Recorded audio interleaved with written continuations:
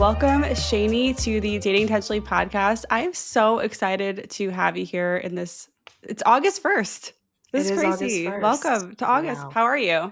I'm good. I'm sweating. It's August 1st in New Orleans. That's how I am. Yeah. That's how I am. I know this comes out in the fall, but what has been the highlight of your summer so far? I think Kamala. I mean, what else is the highlight of anyone's summer? It was a Yes. pretty rough one until then, I'll tell you.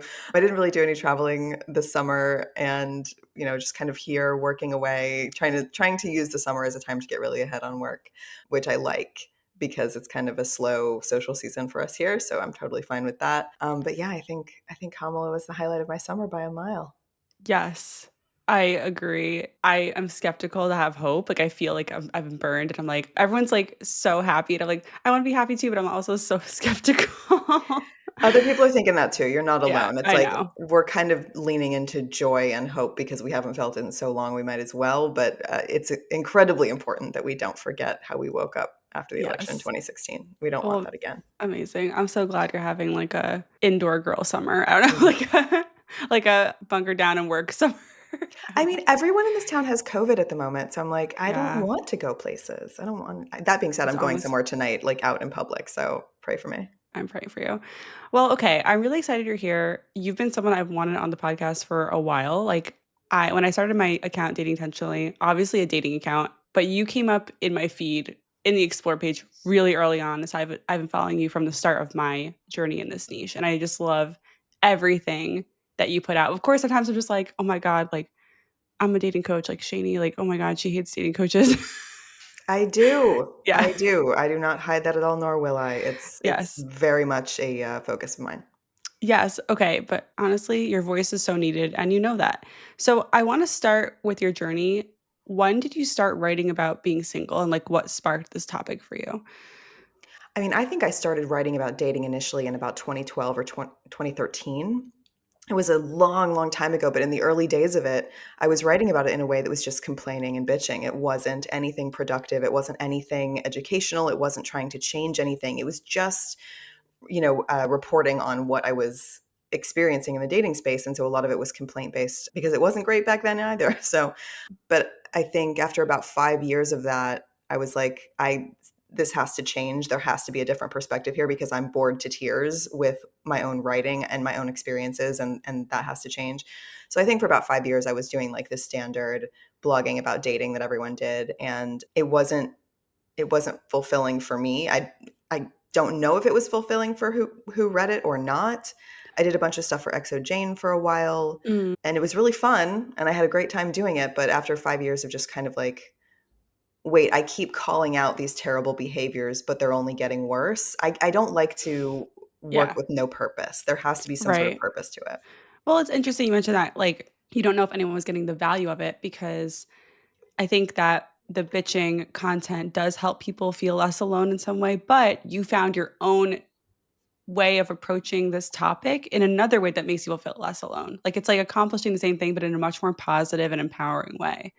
Yeah. And also, yeah, it gets super repetitive because dating behaviors don't change with or without the apps. Like, No, it's no. and also like there was a moment where I had to be very cognizant of the dating obsession because it does become an obsession. It does become the sole focus for people who are involved in the dating space, and it can be so consuming and so it can just take so much away from you without you realizing it. Just this intent, deep focus on dating, dating, dating, dating, dating. Find someone, Mhm. find someone, find someone. It can get very, very intense, and the second you do find someone, the second you find a partner, you're allowed to be released from that. And I wanted people to be released from that before they found a partner because I mean, I'm speaking to, I assume, some single people. Yeah. It can last longer, a lot longer than you thought it was going to. And if you don't like sort of snap yourself out of this one track mind state, a decade can go by and you can realize that you have wasted it being obsessed with dating. And I wanted better than that for myself and I didn't have it. So I wanted to try to give that to other people. Yeah. So, okay. So you mentioned like the first 5 years of your dating journey, you were like writing about just being in it in the trenches. Then you switched. What was before the 5 years? Like, did you have a relationship and you like entered this single, like No, no, being, I was single no. for 5 years before that too. I just wasn't writing Oh, about it. got it. Okay. So you've been like dating for a long time Yeah, before I've that been even. single since 2008. So I've been single 16 and a half years, and I was dating for 10 of those years. Got it.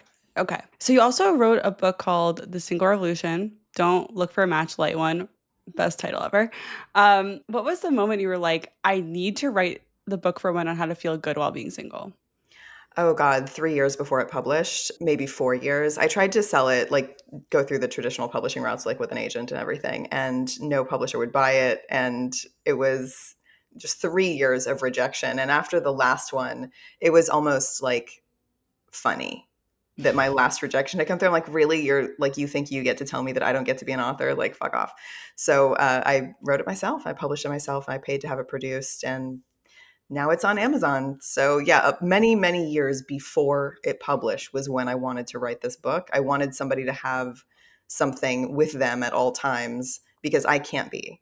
Like I get emails and DMs, thousands of words in length, people telling me their dating stories and their dating frustrations and stuff like that. And I can't be there with them and I can't make them feel better, but I can write them a book that is broken up into the most common pain points for single people, specifically single women, and they can reread it whenever they want. You don't have to start to finish this book. You can focus on the chapter that is most painful for you in this moment, and hopefully it will make you feel better. They're lost to the publishers because you have so many incredible reviews on that book. And it's like, I'm so glad it exists. Thank you for like not giving up. It's so hard publishing. I heard you talk on another podcast about how it's like not an ego thing. Like it's yeah. You have to let go of a lot of the ego stuff when you self publish because it's never going to hit for other people when you don't. When you self publish, nobody gives a shit, quite frankly. Like, no one Yeah. cares that you self published except for you. Yeah. And if Well, and you people read it. Yeah, if you genuinely want to be an author, you can be one. Anyone can be. Um, Amazing. as long as you are willing to write the book. And the hardest part is writing it. Like it's that is I've taken 2 bar exams and writing the book was the hardest thing I've ever done. Like it is really, really difficult to do it and do it well in a way that makes you proud of what you've done. But I was very very motivated because it couldn't not exist. I had too much to say and too many things I could help with to not do it. And there just isn't anything talking about singlehood in this way that's available. It's just a relentless focus on how to find a partner and all Right. of these things that you're doing wrong and all of these things that are wrong about you. But somehow, magically, all the people that are together with partners are not perfect, nor were they approaching dating in a perfect way. And that's how they found someone. Like, it's just so silly and I'm so tired of what we blindly believe about singlehood, single people, dating itself. And I wanted to try to make a change in that. And if I have done that at all, then I have been successful. Amazing. Well, I will link it in the show notes so people can check it out. And you should, if you're listening and you're single and you're tired of like what Shani's talking about, like, yes, go get this book. It is a breath of fresh air. So I want to go back to your personal journey for a second because you said in your content you used to aggressively date, now you don't. And you're putting your stake in the ground, right? How do people around you react to this? Like, do you have single friends or coupled up friends? Were you talking about it? Were you just kind of like doing it on your own? No one cares. No No one one cares. cares about your singlehood but you. And no Mm. one cares about your dating life but you. You are the only one that is affected by it and impacted by it and changed by it. So, no, in my private life, I think people probably assumed that when I started being really vocal about this, I was going to be single forever because, like, boys aren't going to like you if you talk about this stuff. And I was like, they don't like me now. Like, what's to lose? It's, you know what I mean? Like, if it's so silly, that argument was so silly to me. They told someone who had been single for a decade, oh, you can't talk about singlehood this way. Like, what will men think? A decade, they haven't thought very much at all. I'm really unafraid here. Right, right, right.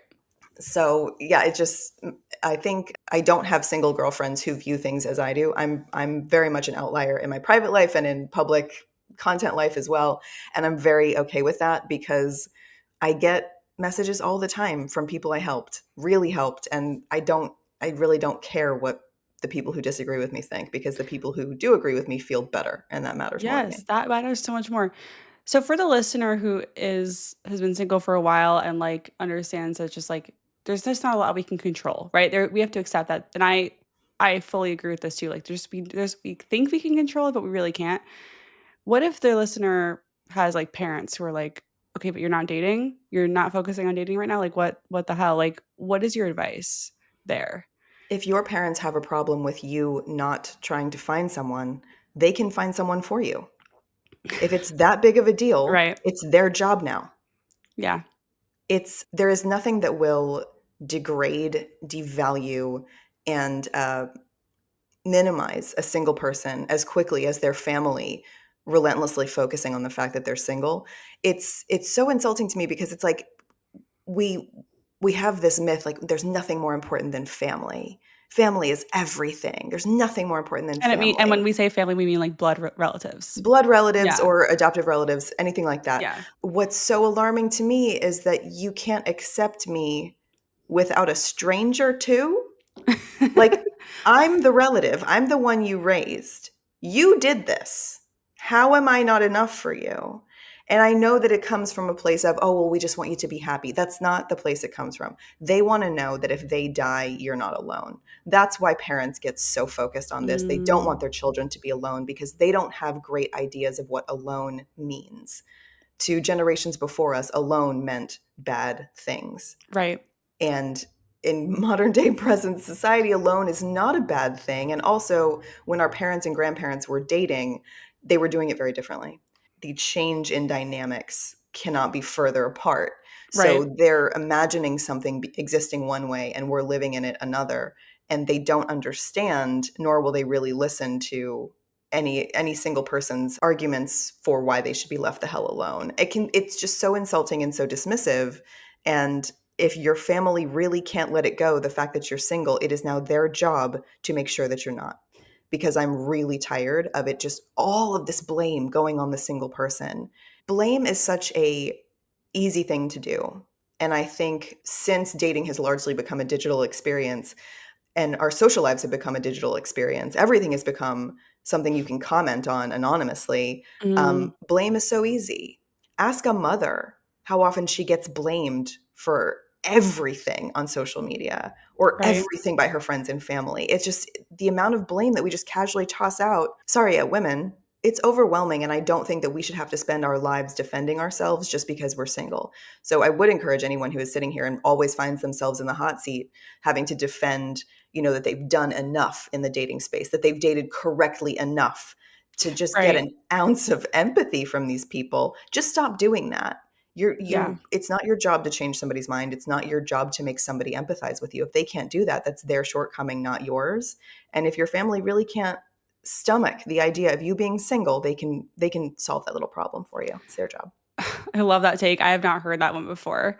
So I think that another element of this is like with when it comes to friends, maybe being like all up in your business, like, oh, are you dating? Are you like what's going on? Like that's all they want to talk about if you're single, which, I definitely make sure to not do with my single friends. Like if they bring it up, cool, but I'm not gonna like necessarily bring it up.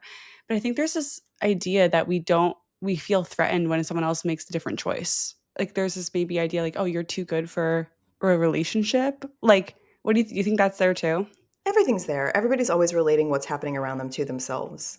Right. We're all tiny little narcissists. Yeah. It's really terrible. I think empathy is underused for sure. It's not a skill Mm, set that's taught. Just for a moment trying to see things from another's perspective and realize that when I'm saying I'm not in any rush to get married, I'm not saying that to insult my friend who got married at 23. That's not why it came out of my mouth. This is just my perspective. Your perspective is also valid, and words out of my mouth do not invalidate your experience. But again, life is just one big like battle in the comment section now, and it just bleeds everywhere.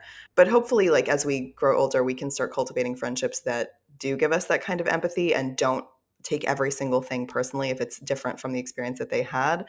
And if I can say anything to people that are listening who are finding themselves in these situations, the hardest part about this, if you're a single person, is that the default correctness always belongs to the person in the partnership.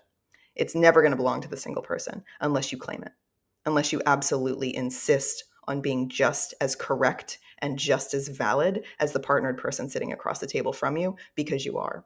There is nothing about someone's partnership or marriage or engagement that makes them smarter than you or makes them more correct than you. And we are not lesser beings. We are not lower on society's ladder of importance and validity. It's ridiculous. I It's agree. absolutely ridiculous. But I mean, you have to think about it in your own head first, and then you have to decide that it's true. And then the hard part is behaving like it's true. And it's okay to baby step your way through that one if you need to. Yes, and with your book, they can help. That could probably help I baby hope steps so. away. I Yeah. genuinely hope so. And your Substacks and everything, which we'll get into. A little bit ago, you mentioned what being alone looks like and how a couple of generations ago, being alone could really be bad for your health in like a really real way because of like limited resources and just like lack of access to things. But now, 2024, it's different. What is your version of alone in like the best way look like? I mean, I have it every day. It's very peaceful. It's contentment, it's freedom, it's lovely.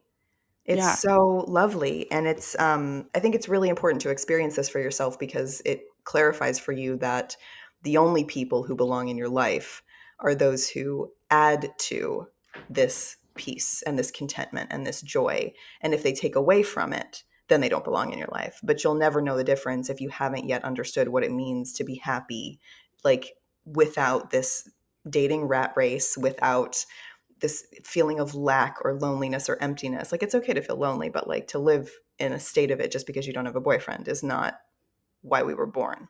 It's Yes. just not. I'm grateful that I have spent time on my own and learned to see the beauty in it, which is not a consolation prize, by the way. It's just the truth. Mhm. And, you know, as much as I do want a partner, and I do, I only want the right ones. I don't want someone that's going to make a life that I love worse. And so I have a lot of gratitude for my singlehood that it was able to show me that. Granted, 16 years is a while. Let's not lie to one another. I Right. would love to meet a partner. I think it would be great. I do feel like this is an iteration of myself that I'm very proud of, and that I've never been able to be as good of a partner as I am now. Oh, So I love that. yeah, I love that idea because I feel like I think I get this DM or this message every day. I'm sure you do. Maybe you do too. Of just like I don't have relationship experience, or I've never been in a relationship. Or I haven't been in a relationship in 20 years, whatever it is. And they're like, "Oh, am I desirable? Like, are people not going to want to date me?" And it's like, first of all, no, that's not a thing. It's not a red flag at all. Two, it's like, yeah, like what you said, you can probably be a better partner after being alone for a while, and if that's what you want. I mean, think about what you would give a shit about with the other person. Do you need somebody to have a resume of relationships in order to date them? Or do you No, just give a shit about the person they are?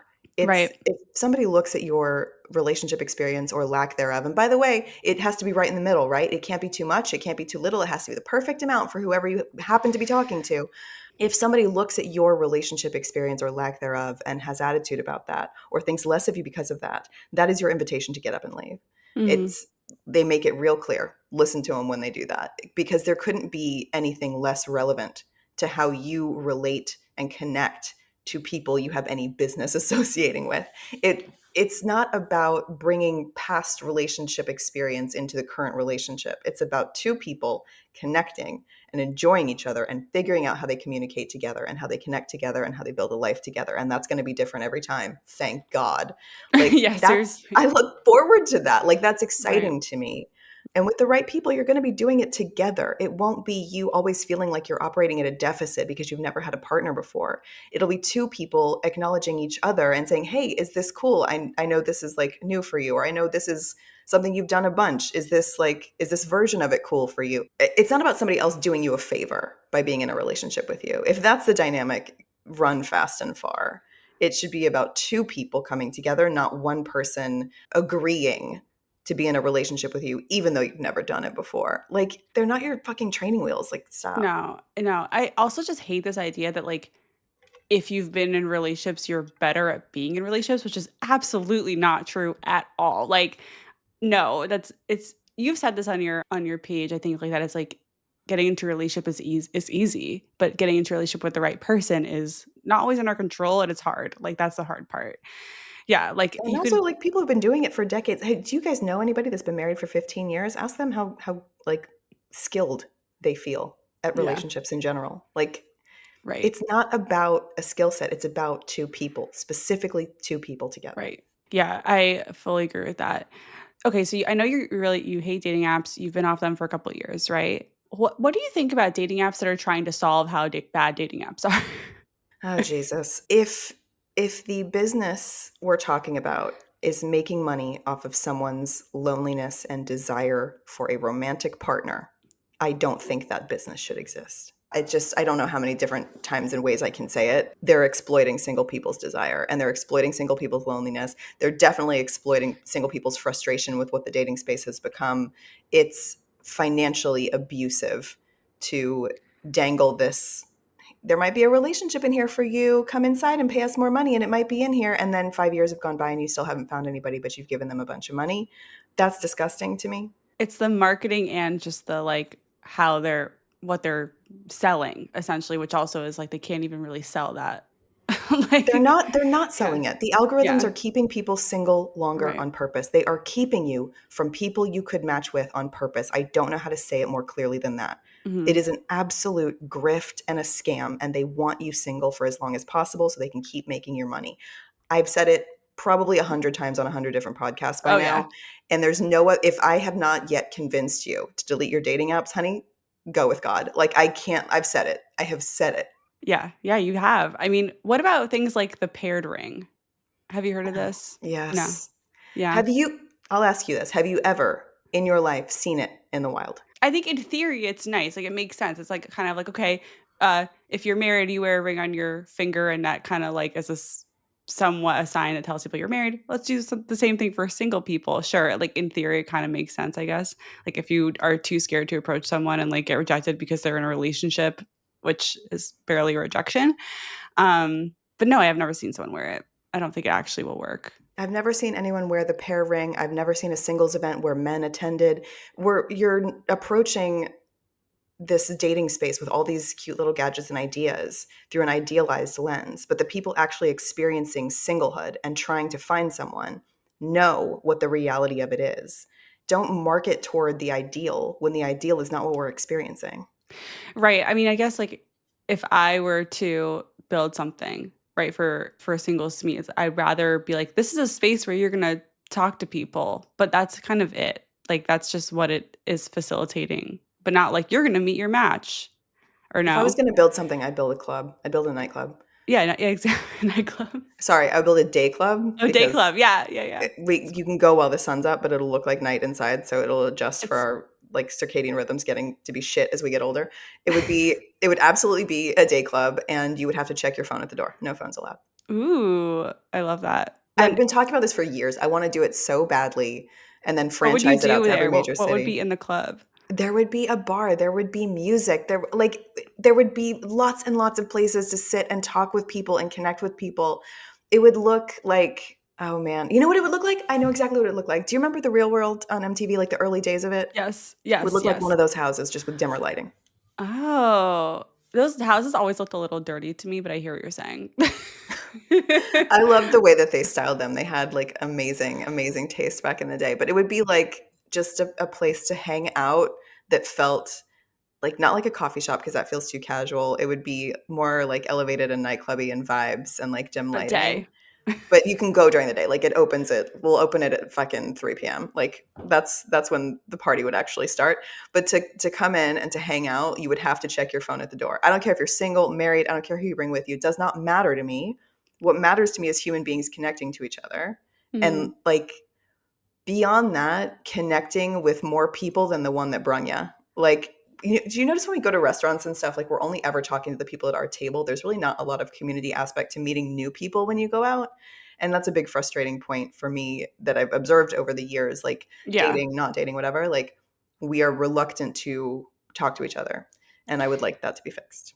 I mean, yeah, in my life when I'm alone, single, not single, and dining, I always make friends, or I try to. Of course, it doesn't always work out, but I'm always like chatting with the person next to me. I went to, you went to France recently? No, Italy. You went to I was in Italy Italy recently. in Yeah. April. Yeah. Yeah. Sorry, I went to France one time, and I like was sitting alone, and these two guys were just next to me, and like I think they were a couple, and they were just like chatting with me, and we all went out after, and it was like you do have those moments, but it is pretty few and far between, and I think in America it's less. Also, when Mhm. you're traveling, it's like you're more like, oh yeah, I'll talk to anyone I'm alone. Like it's Yeah. like you're Tourism is a automatically vibe. Tourism's a yeah, very it's you're social vibe. automatically a little more interesting. I don't know. I don't know. So, what are some steps that that you took initially or you've taken over the years to help you say fuck that to like the dating culture? Because I feel like it would be kind of like it's kind of like a mind fuck at first. No, it wasn't. No? It was just sort of coming to terms with what was actually happening. What was I actually doing? What was I actually experiencing? And from all of that pain and just shit and frustration and terrible experiences, why for so long did I think that that's where my husband was hiding? Why did I think my husband was hiding inside a dumpster fire? He ain't in there. But the rest of life does exist, and it's completely viable in terms of finding partners. And the more I ask people how they met their partners, the more varied answers I get. And shame on the dating industry for making us think that that wasn't true. Mhm. It wasn't a mind fuck. I was a little angry at myself for how long it took me to get there, but I also trust in things like timing and stuff. So it was hard to get mad at that for too long. And also, it allowed me to be able to say what I can say about singlehood and help other people like break free from this endless dating cycle before they find a partner, not after. And it does not mean that you're never going to find a partner. It just means you're going to be happier sooner. And it's also very, very important to know that you can be happy before a partner, because if you depend on that partner for all your happiness, you are just begging for the rug to get ripped out from under you really, really hard. Yeah. So like depending on somebody else to make you happy or to make you content with your life or to make you feel like your life is whole is placing an undue burden on your relationship, in my opinion. So yeah. Yeah, what I'm hearing is, like, you were in the dumpster fire, and it's like, when you're in that dating dumpster fire, that's like it does feel like it's your whole life. It is all consuming, and then you just, like, kinda, like, poke your head out. It's like, "Wait a minute. Look at all this great stuff. Look, I have friends, family, hobbies, travel, work, like, so many other things I could throw my energy at that are more fruitful," and then just leaving the dumpster fire behind. Because yes, you can also, like, to your point, you said you would love to have a partner one day. It's like, who says you can't meet them out while you're doing all the stuff you love? It's Dating isn't far one of more them. likely that you will. It is Right. far more likely that you will than in just spending your adulthood swiping away. Yeah, and that is helpful. I mean, I think it's a helpful image of, like, oh yeah, like, this isn't the only thing to life. I do think I've heard from listeners is, like, there is a sense of FOMO. There is, like, how do you what do you think about the whole biological clock of it all? Like, if you're like, "Oh, I want kids." I mean, I thought a lot about it. I don't want kids, so this is a Yeah. huge bit of convenience for me. But also, I think asking yourself why you're dating and if you're only dating so that you can have a baby is fair to you. Is it fair to your baby? Is it fair to your partner? I don't think that's fair. I also don't think life itself is fair. If you want to have a child and you just can't find a partner to have one with, that should never be happening. That is a cruelty. And I will never deny that. I will never minimize someone's experience with that. Mhm. That is a cruelty. And I do not think that modern dating culture or the dating industry has made that any better. I think it's only ever made it worse. It's made it Mhm. really, really bad, actually. It's not a shock to me that the dating industry and the egg freezing industry grew together. And they are both industries that are preying on single women. So, what do I think about it? I think it's wildly unfair. I also think it's the way it is. And I Mhm. don't think that dating from a desperate place of wanting to have a baby is fair to anybody involved. Right. So it's like, I mean, yeah, you have to look at other options. You don't have to go through the dating process, find a partner to have a baby. There are other ways to create a family and then maybe find a partner after, which I actually just had a guest on who did that. A lot of people don't want that though. Like a Yeah, lot of no, I people know. don't want to have a baby alone. And I wish that the world was more forthcoming about saying you might not get to have one. I Right. wish that we were more comfortable saying that because that is a possibility. Like Right. I'm never going to get married in my 20s. I'm never going to get married in my 30s even. I'm 42 now. Like I've Mhm. had to grieve things too. We all Right. have things to grieve in our lives.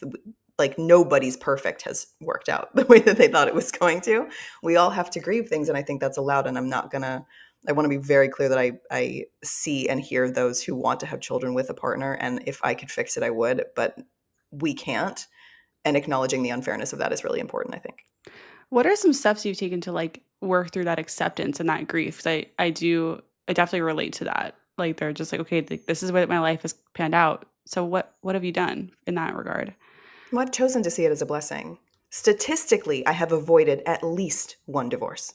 And At there is least one, yeah. at least there is nothing wrong with divorce. I'm a big proponent of divorce. It is a sign that like something that needed to end did end. I don't think there's anything wrong with divorce at all, but you can't tell me it's not one of the hardest things people can go through. And I haven't had to do that. And Mhm. I'm very, very grateful for that.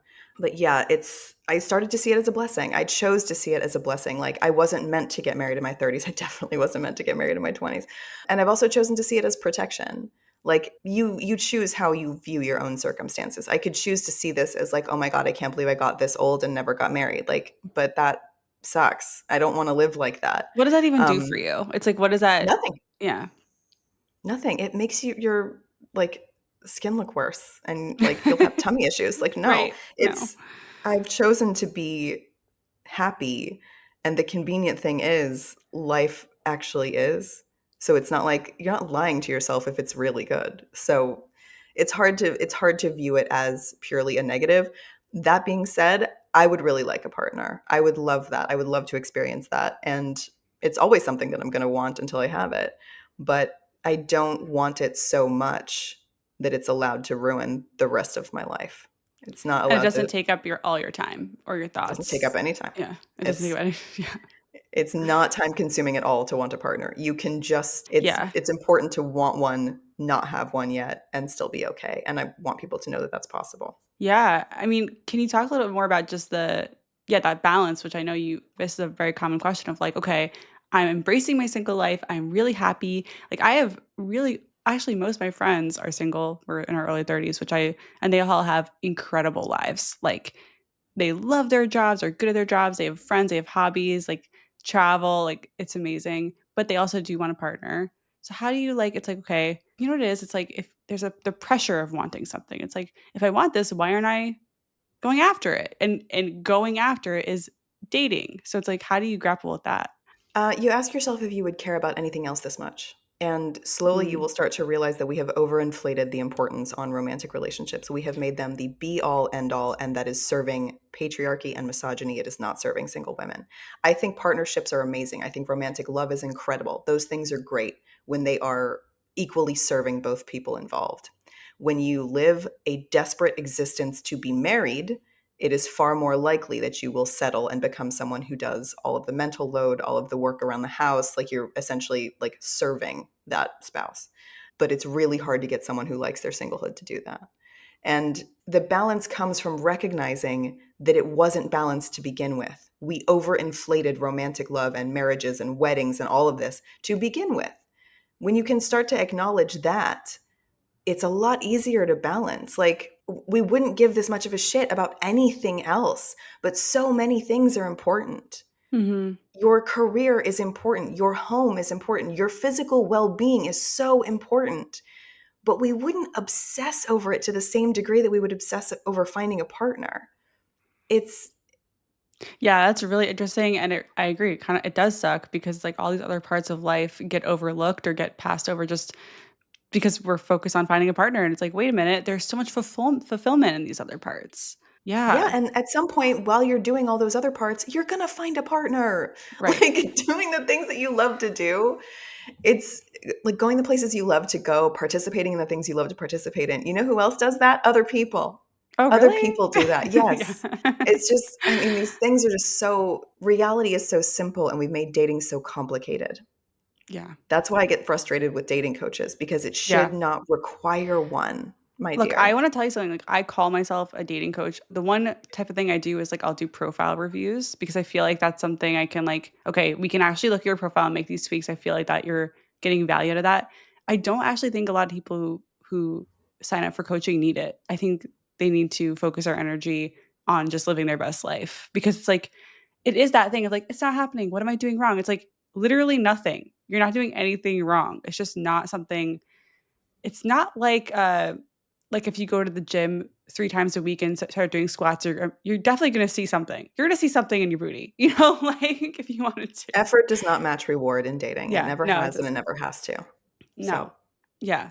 Like, I think about my journey, I dated aggressively for a year after a long relationship with someone I settled with for sure. 'Cause I was young and I didn't know.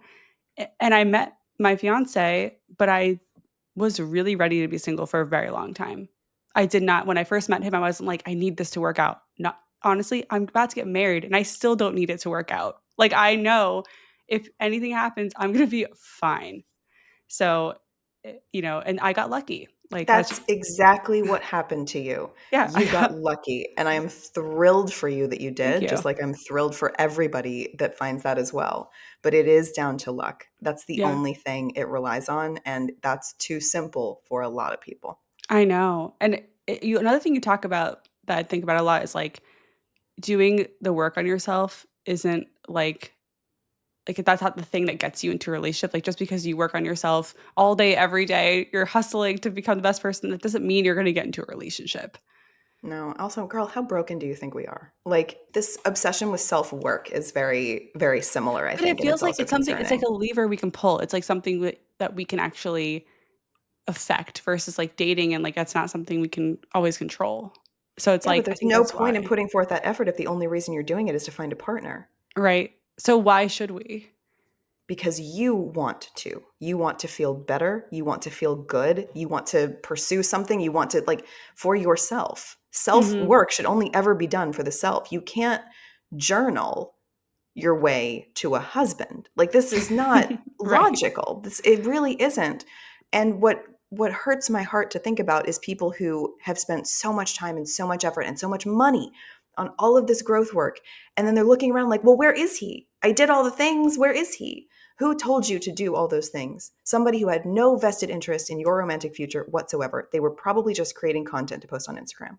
Like, be fucking for real about the Mhm. sources of information that you're getting that are telling you that you need to work on yourself day in and day out so that you can find a partner. Did everyone who's in a relationship that you know of, did they do all that work? Or did they meet their partner at the office? Did they meet their partner at, like, the gym? Did they meet their partner on a Mhm. fucking airplane? Like, I don't know where Right. they did it, but they didn't do it because they, bought the right courses and programs and did all the things. Now, I'm speaking completely differently when it comes to, like, therapy. That's something different, but that's for the self too. It's Right. not so that you can meet a partner because it doesn't work that way. Yeah, I mean, like, if I never got into the relationship I'm in now and I've done all this work, it's honestly improved my family relationships and friendships too. It's not like don't yeah, if you're doing this work, don't just do it because you wanna find a partner, like, know that it will trickle down to other relationships which are very important in your life. Okay, before we wrap up, I just wanna ask you, like, for listeners, what's one thing they could do today to flip the script on being single, other than buy your Um, book? that's in my book. I think if you're worried that taking a step back from the dating hellhole will lower your chances of finding a partner, ask yourself if dating culture has ever cashed in on any of the chances you've already given it. And ask yourself if it deserves any more. Mhm. How many more chances, how much more of yourself, how much more of your money does dating deserve to have without giving you anything in return? Except it does give you something in return, right? It gives you frustration and loneliness and self blame and self doubt and God knows what else. I can't be more clear that our current dating culture, in my opinion, is not a space where love grows. It is not a lovely space. It is something cruel and twisted. It does break my heart because I want nothing more than for us to just have a great time in the dating space. We're single. We should be. We should be, like, having so much fun in the dating space. Like, this is the time to do that.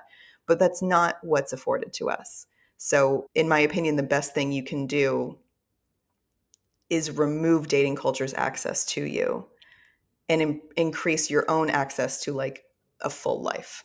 Mhm. And Mhm. if that makes you scared because you think you're going to be single longer, then read my book. Okay, got it. Okay, so this is a question I ask all my guests, and I'm really curious to hear your answer. What do you wanna see more of in dating culture? Ooh, that's a great question. Fun. I would like to see more fun. I've seen this is such a niche example, and please don't take this as gospel and don't take it to mean I'm only speaking about this one thing. I have seen so many people enjoy the shit out of pickleball. They're making so many friends and they're having so much physical fun that they're just happier. I don't know of anybody who met a partner playing pickleball. I want to be extremely clear Right, right. You're that just I saying that's an example of, like, fun in like, kind of dating adjacent, but, like, you're playing pickleball, and it's a great activity, and okay, other people are playing pickleball. It's just fun. I wish we had fun. I wish we did more Yeah, things as adults that were fun. I love when my friends are in bowling leagues. I've been in one in the past. It was super fun. that sounds Um, amazing. yeah, it just like I wish we had more fun. And by the way, I wish this for married people too. It's not just something I wish existed in dating. I wish we had more in real life fun for grown-ups. I don't think we have enough of that. I don't think going to dinner counts. I wish we had more fun because I feel like the fun and the life have been sucked out of dating and it's been replaced by pressure and demands and requirements and deal breakers and it scares me. As you were talking about that earlier, I was thinking how like a lot of the advice I share on this podcast is like to exit the dating dumpster fire as quickly as possible, like Mhm. with someone in tow that you like, hopefully, again, that you like, not that likes you, like that you like. Yeah, that's an interesting connection I just made. So thank you. Yeah. I love this conversation. Where can we find you? Where can we get your Substack? Sure. So Shani Silver is a very Googleable name. My website is shanisilver.com. There are links to my podcast, my book, and both of my Substacks right on the homepage. So you can find me there. I'm also on Instagram at Shani Silver and TikTok at Shani Silver. Love it. And I am a subscriber to Hey Shani, which is one of the Substacks, and I love it. So highly recommend. Thank you so much for this conversation. I really appreciate it. It was my pleasure. Thank you for having me.